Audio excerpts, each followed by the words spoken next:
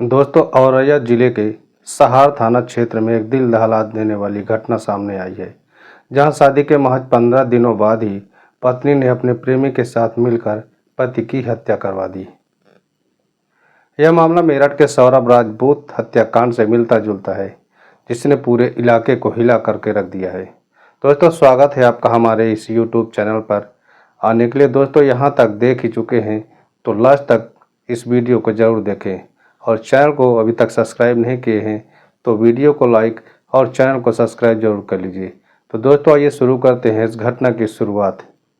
5 मार्च 2025 को दिलीप यादव, जिसकी उम्र 25 वर्ष की होती है, और उसकी शादी प्रगति यादव, जो कि 22 वर्ष की होती है, उससे हुई थी। हालांकि प्रगति इस विवाह से खुश नहीं थी, क्योंकि उसका पहले से ही अनुराग उर्फ मनोज यादव नामक युवक के साथ प्रेम संबंध था।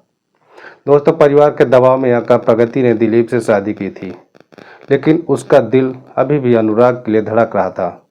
दोस्तों, औरैया जिले की प्रगति के दिलीप के पिता का क्रेन का कारोबार था, और उनका कई जिलों में कारोबार चलता था। उनके पास 12 हाइड्रा और करीब 10 क्रेन हैं। दिलीप सेहुद में किराए पर रहकर औरैया और कन्नौज में व्यापार किया करता था।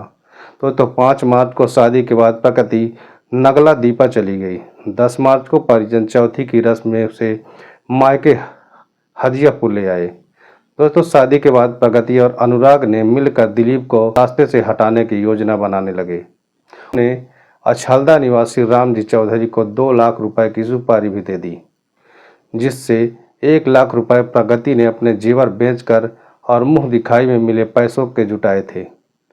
तो राम जी ने दिलीप को धोखे से बुलाया और मोटरसाइकिल पर बैठाकर खेतों की ओर ले गया, जहां उसने दिलीप के साथ मारपीट की और उसे वहीं पर गोली मार दी। दोस्तों, राम जी दिलीप को मृत समझकर वहां से फरार हो गया। युवक खेत में घायल अवस्था में पड़ा है, इसकी सूचना पुलिस को हुई। दिलीप को अस्पताल पहुंचाया गया, लेकिन 21 मार्च की रात उसकी मौत हो चुकी थी। दोस्तों, सीसीटीवी फुटेज और जांच के आधार पर पुलिस ने प्रगति, अनुराग और राम जी को गिरफ्तार कर लिया। तीनों ने अपना अपराध कबूल कर लिया है। यह घटना समाज में बढ़ते वैवाहिक असंतोष और प्रेम प्रसंगों के खतरनाक परिणामों की ओर इशारा करती है।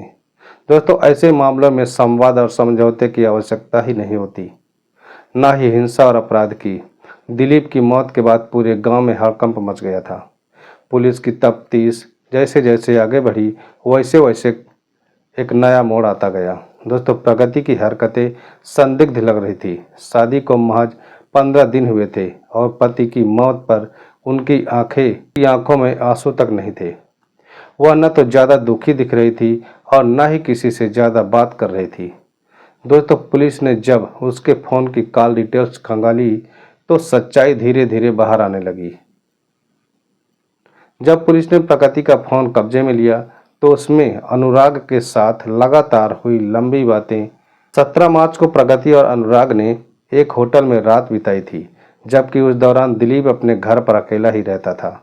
पुलिस ने होटल के सीसीटीवी फुटेज निकालवाए, जिसमें साफ दिख रहा था कि दोनों एक दूसरे के काफ़ी करीब थे। जब पुलिस ने अनुराग को पकड़ा और कड़ाई से पूछताछ की, उसने कबूल कर लिया कि प्रगति के साथ मिलकर ही उसने दिलीप को मरवाया था। अनुराग ने यह भी बताया था कि वे दोनों दिलीप की मौत के बाद शादी करने की योजना बना रहे थे।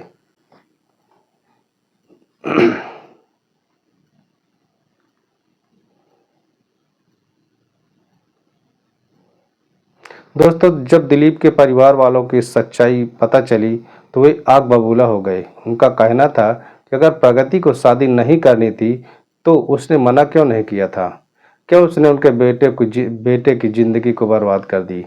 दूसरी ओर जब प्रगति जेल में पहुंची तो उसकी हालत खराब हो गई। जब उसे एहसास हुआ कि अनुराग ने उसे भी फंसाया है और अब वह भी सलाखों के पीछे है, तो वह फूट फूट कर रोने लगी।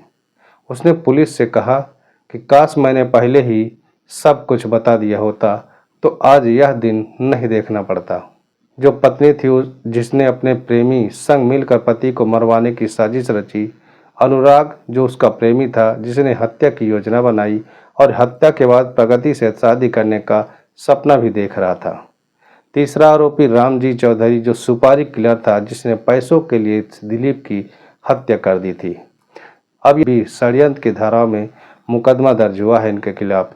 अब आगे देखना यह होगा कि इस केस में कोर्ट क्या फैसला सुनाती है।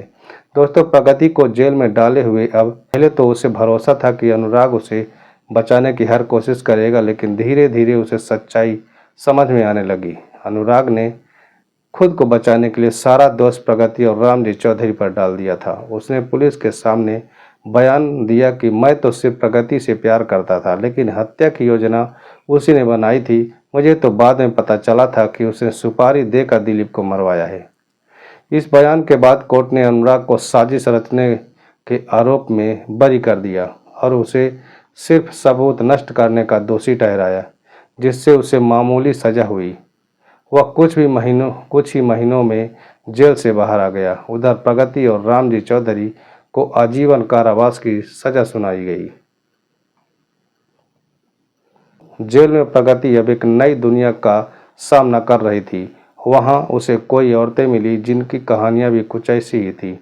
कहीं प्यार में धोखा, कहीं गुस्से में उठाया गया गलत कदम और कहीं मजबूरी में किया गया अपराध। वह हर दिन जो सोचती, काश मैंने यह कदम नहीं उठाया होता, काश मैंने अपने दिल की बात पहले ही परिवार वालों को बता दी होती, तो शायद आज मैं आज़ाद होती। लेकिन पछतावे से अब कुछ होने वाला नहीं था। दोस्तों, उसके माता पिता उससे मिलने तक ही नहीं आए।